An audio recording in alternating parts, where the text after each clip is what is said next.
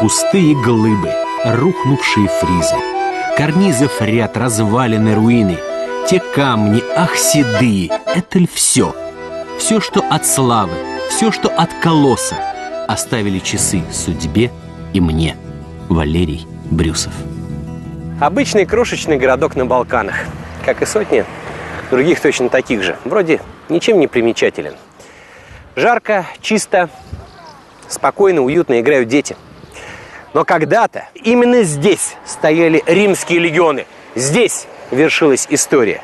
И именно здесь, в этом городе, на свет появилась одна из самых молодых собачьих пород.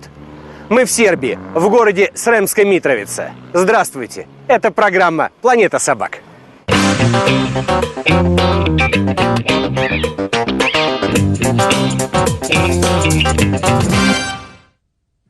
Планета собак – это необыкновенное путешествие по собачьему миру. Сколько на планете пород, столько же стран, городов, областей, островов. В нашей программе мы будем рассказывать о собаках и собачьей географии. В Аргентине мы расскажем вам об аргентинских догах.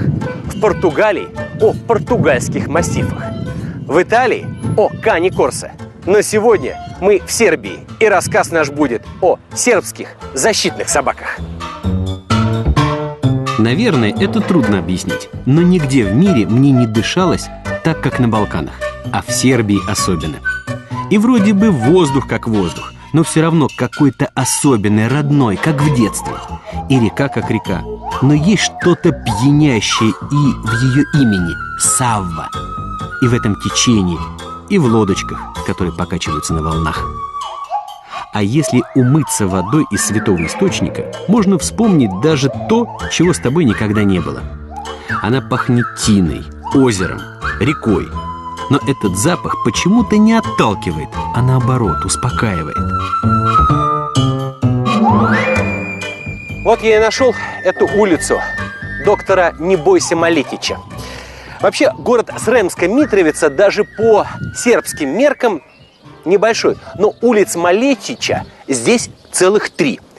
И мне пришлось изрядно поплутать для того, чтобы найти этот дом. А привела меня сюда эта замечательная книжка. Это единственное издание об уникальных собаках, сербских защитных собаках. И, между прочим, вот в этом доме живет соавтор этой замечательной книги. Пошли знакомиться. Стоп. Чувайся пса. То есть опасайся собаки. Мы этому совету следовать не будем, потому что любопытство сильнее, поскольку программу, которую вы сегодня увидите, она уникальна. Даже в Сербии не снимали фильмов об этих замечательных собаках. Добрый день. А вот, между прочим, и соавтор этой замечательной книги Предград Баланац, его жена, дочь, и я там вижу друзей и собак. Вот замечательно, я попал в нужное место и в нужное время. Добрый день. Добрый день. Добрый день. Это Николина, а это, я так понимаю, жена Мария.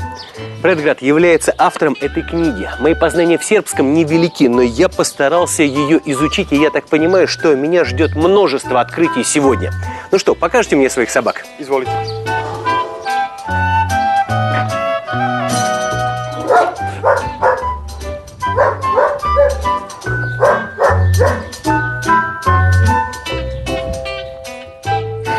Мне кажется, что вот эти собаки не сильно отличаются от своих предков, сербских защитных собак, которые были у сербов и участвовали даже в сражении на Косовом поле в 1389 году. В общем, это порода с историей и, я так понимаю, с характером.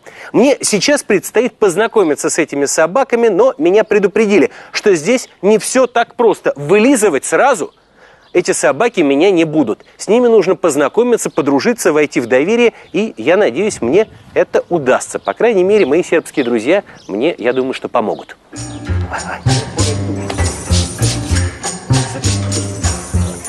Друзья, смотрите и завидуйте. Это первый СОП, который попал на российский телевизионный экран.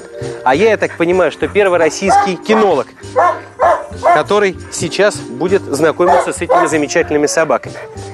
Ну, для того, чтобы познакомиться с собакой, для начала нужно опуститься до ее уровня. Тем самым я показываю собаке, что я не страшен. И, в принципе, собака не проявляет агрессии. Пока меня этот замечательный пес обнюхивает, сделаем небольшой экскурс в историю. Считается, что прародителями сербских защитных собак были боевые псы Александра Македонского. Вообще, боевые собаки использовались и в Ассирии, и в Вавилоне. Кстати говоря, первыми для боевых целей приспособили собак ассирийцы. Они одевали на них панцири с большими шипами и использовали их против вражеской конницы.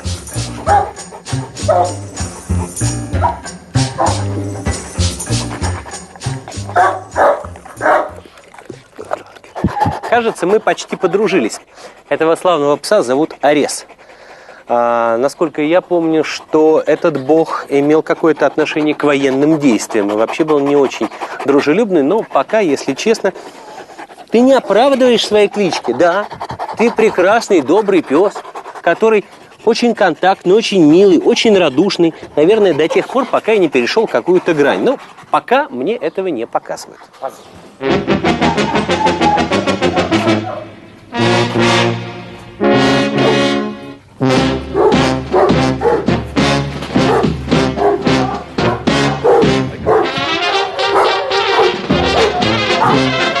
Только-только я начал осваиваться на новом месте и с новыми друзьями, как мне устроили сюрприз. Друг предрага Александр решил разыграть вторжение злоумышленника на этот деревенский двор.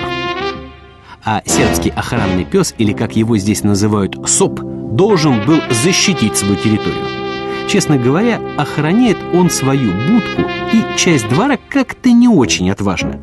Скорее для вида или для меня. И этого славного СОПа можно понять. Но как тут нападешь на грабителя, если этого грабителя ты знаешь с детства? Когда этот грабитель носил тебя на руках совсем маленьким щенком. Куда привычнее было бы ему сейчас сидеть рядом с Александром, положив голову на колени. Если бы вы знали, какое забытое ощущение настоящего мужского братства царит в этом маленьком сербском дворике. Эти мужики не предадут и не продадут. И неудивительно, что и собак они выбрали себе под стать. Вот уж кого не подкупишь ни кусочком лакомства, ни позолоченным ошейником. СОП должен быть обязательно очень хорошо отдрессирован, но особое внимание в работе с этими собаками уделяется прежде всего развитию их защитных качеств.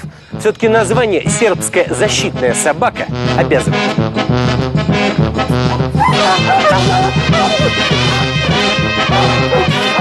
Хорошо, давай! Хорошо, мальчик, хорошо, давай! Хорошо, давай, молодчиночка, давай, хорошо!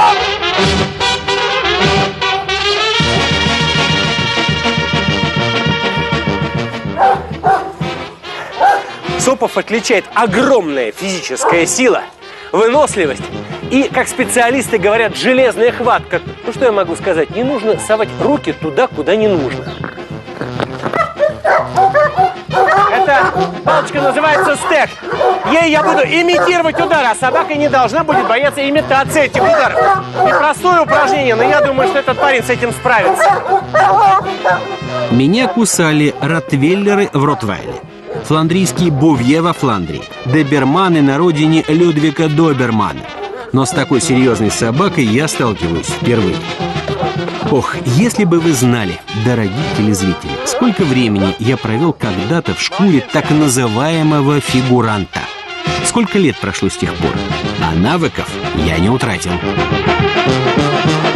Подводя итог первому свиданию с СОПом, могу сказать следующее. Это настоящие силачи. С одной стороны, они никогда не обидят ребенка или щенка. Детям они вообще разрешают делать с собой все, что угодно.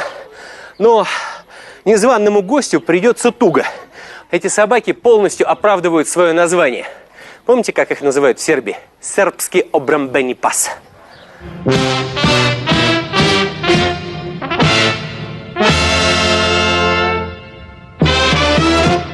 Вообще, эти собаки на данный момент Международной кинологической федерацией не признаны. Между прочим, это не показатель того, что эта порода плохая. Нет, она просто еще не устоялась. В 1991 году получились первые собаки, которые были признаны здесь, в Сербии. Вообще, этих собак здесь, в Сербии, большинство специалистов считают частью культурного наследия нации. А такой титул просто так, согласитесь, не дается.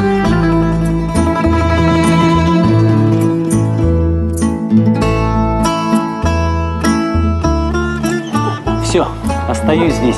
Мы полюбили друг друга.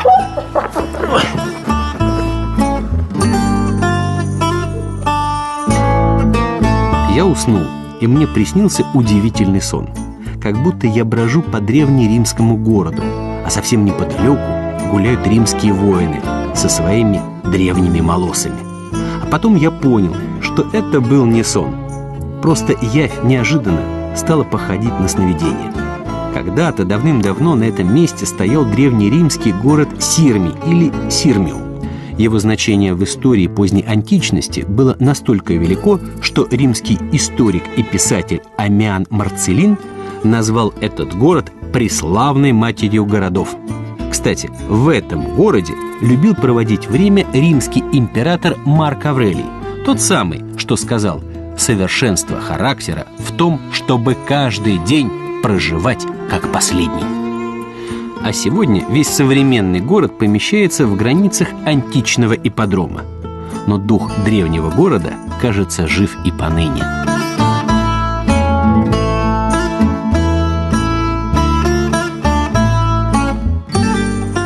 Сколько лет этому городу в точности, наверное, не знает никто. Первые постройки здесь были сделаны римлянами. Где-то примерно в 1 веке нашей эры. Вот все, что осталось от древнего города. Между прочим, 16 римских императоров, как вы думаете, где родились? Да-да, здесь, на территории современной Сербии.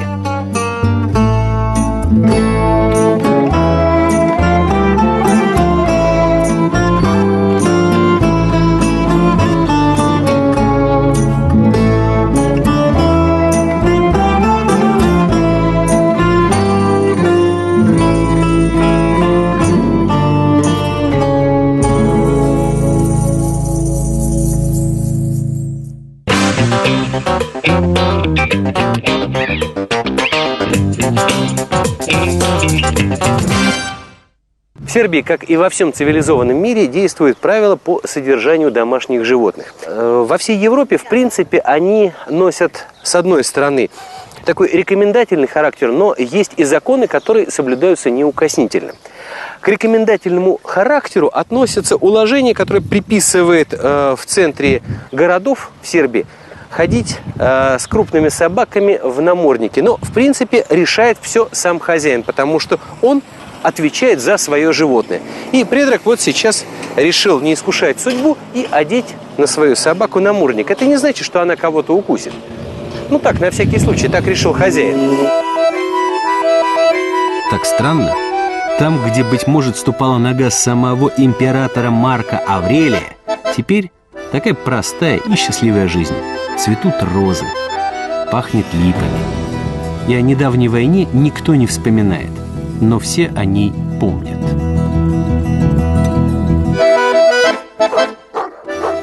А сейчас мы увидим настоящее чудо. Мы приехали в гости к Александру, и он сказал, что у него есть совсем маленькие щенки. Я не знаю, сколько им, но меньше недели, потому что у них закрыты глазки и ушки. Это так захватывающе, это так приятно всегда соприкасаться с этим. Саш, можно посмотреть?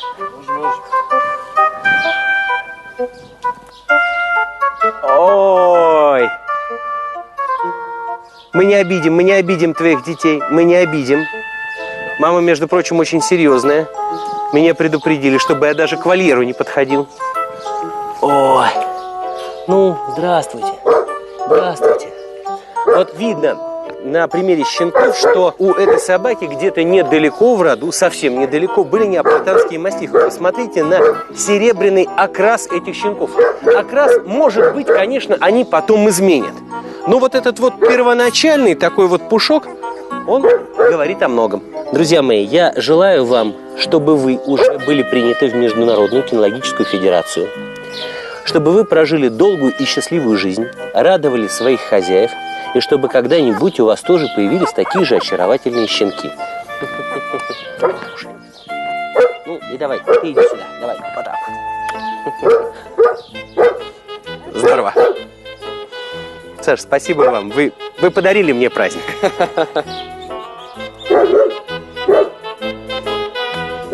Сейчас на территории Сербии есть порядка 2000 сербских защитных собак. Но я надеюсь, что совсем скоро эта цифра увеличится. Ну, наверное, щенков на 7-8.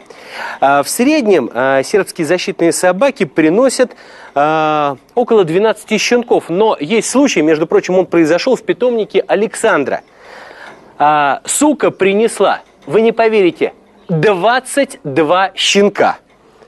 И, что самое интересное, все они выжили и сейчас здесь живут, где-то в окрестностях этого замечательного города. Давай, мой хороший, рожай, все у тебя будет хорошо, не переживай, налегай на фрукты. Да. Не носи тяжести. Давай, чтобы у тебя все было хорошо, чтобы все случилось ночью, чтобы все у тебя было хорошо. Давай. Давай, извини, что я тебя побеспокоил. Спасибо тебе.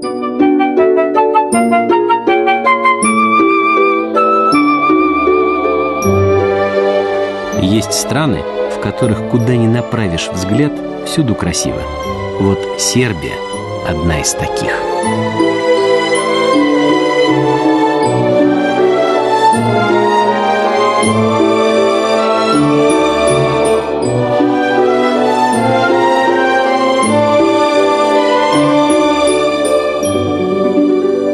К сложностям СОПов относится то, что этих собак нужно социализировать с раннего детства.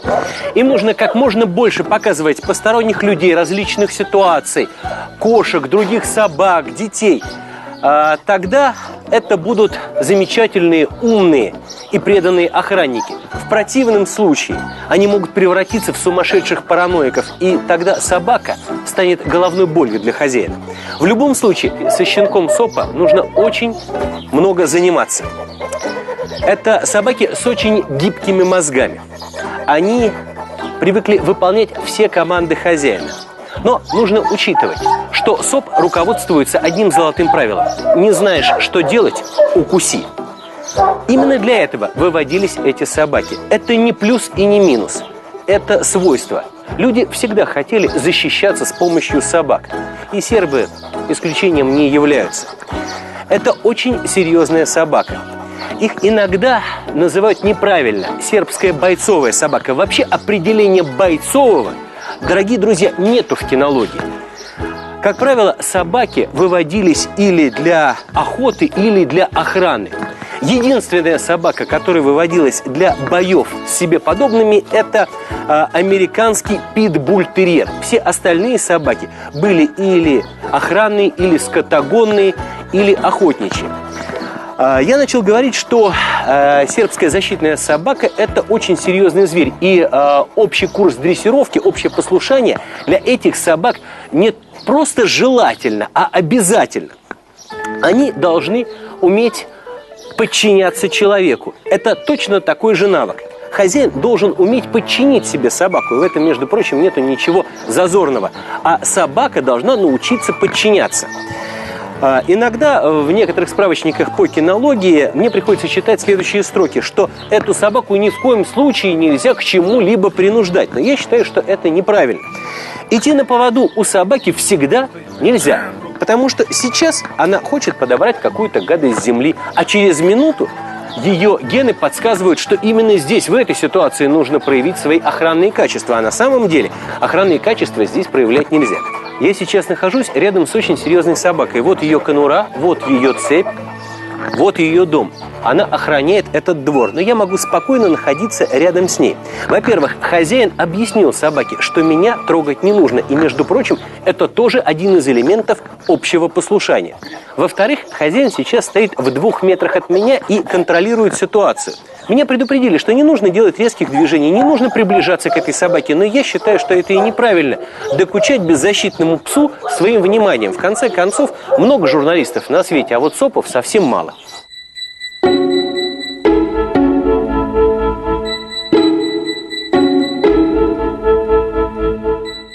Первые попытки воскресить сербскую защитную собаку были сделаны в начале 20 века, перед Первой мировой войной. Но тогда эти эксперименты успехом не увенчались. А вот в конце 20 века сербскую защитную собаку все же удалось возродить. Сделать это удалось с помощью сложного скрещивания нескольких пород. Неаполитанского мастифа, ротвейлера, боснийского турняка, американского стаффордширского терьера и, как говорят, волка. Ну, если честно, вот в причастность последнего я не очень верю. По крайней мере, я ее не вижу. Очень интересный подбор собак. Казалось бы, прародители этих собак подобраны по одному единственному признаку. Чем страшнее, тем лучше. Но на самом деле это не совсем так. Всех этих собак объединяет, во-первых, огромная физическая сила. Во-вторых, безумная преданность своему хозяину. В-третьих, они достаточно легко дрессируемы. И самое главное, они все считаются потомками легендарных молосских собак. Это собаки римских легионеров. Так что подбор пород прародителей не такой уж и хаотичный, и вполне продуманный.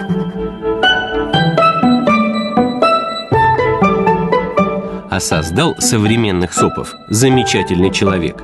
Врач-травник Ненад Гаврилович. В 80-е годы прошлого века ему в голову пришла идея возродить сербских средневековых собак. И он с успехом ее воплотил в жизнь. Сербская защитная собака – совсем молодая порода, и о стандарте этих замечательных псов известно мало. Это уникальная возможность получить эту бесценную информацию от первоисточника у нас появилась здесь, в Сербии, и грех было бы ей не воспользоваться.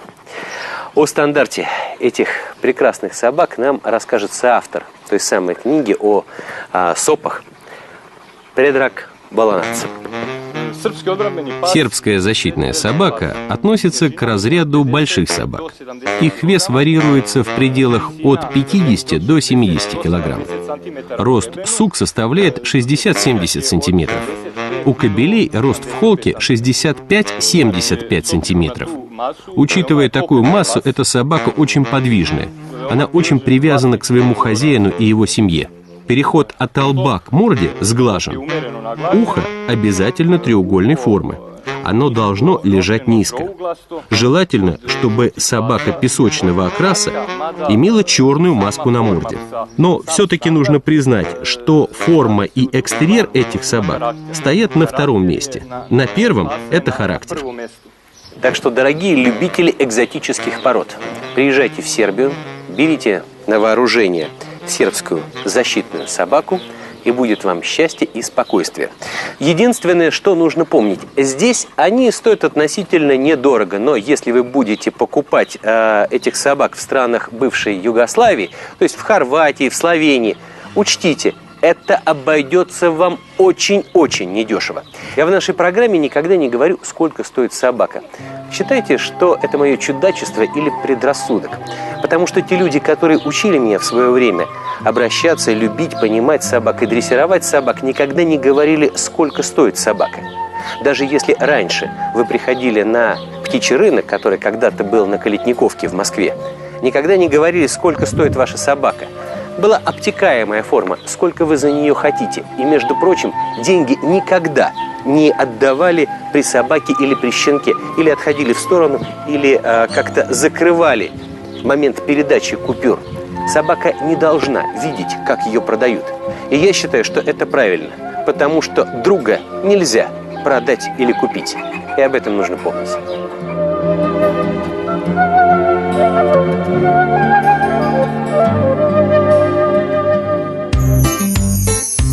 Дорогой мой сербский защитный пес, или, как говорят у нас в Сербии, сербский одбранбени пас. Я так благодарен тебе, что ты мне показал эту прекрасную страну. Благодаря тебе я познакомился с удивительными людьми. И ты у меня такой классный, хороший. Я тебя очень хочу отблагодарить. Я знаю, что тебе нужно. Это корм 5 звезд премьер-меню. Российские собаководы давно мечтали, чтобы у нас в стране появился корм, который ничем бы не уступал зарубежным аналогам. И вот, наконец, он у нас есть. Это корм 5 звезд премьер-меню. Таким крепким ребятам, как ты, нужно правильно питаться, поэтому этот корм тебе придется очень кстати. Корм 5 звезд премьер-меню. Все включено, ничего лишнего. Программа «Планета собак» рекомендует.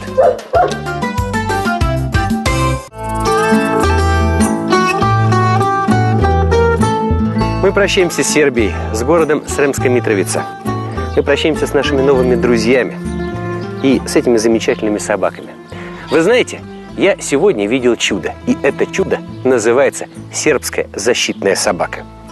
Вообще в этой стране очень много чудес. Приезжайте и сами все увидите и во всем убедитесь. А от себя могу сказать, что это замечательные, сильные, красивые собаки. Равно как и сами сербы. Ведь собаки – это правдивые зеркала, в которых отражаются наши характеры, поступки, достоинства и недостатки. Девиз нашей программы – хотите лучше узнать людей? Побывайте на планете собак. До свидания. Пока. До свидания.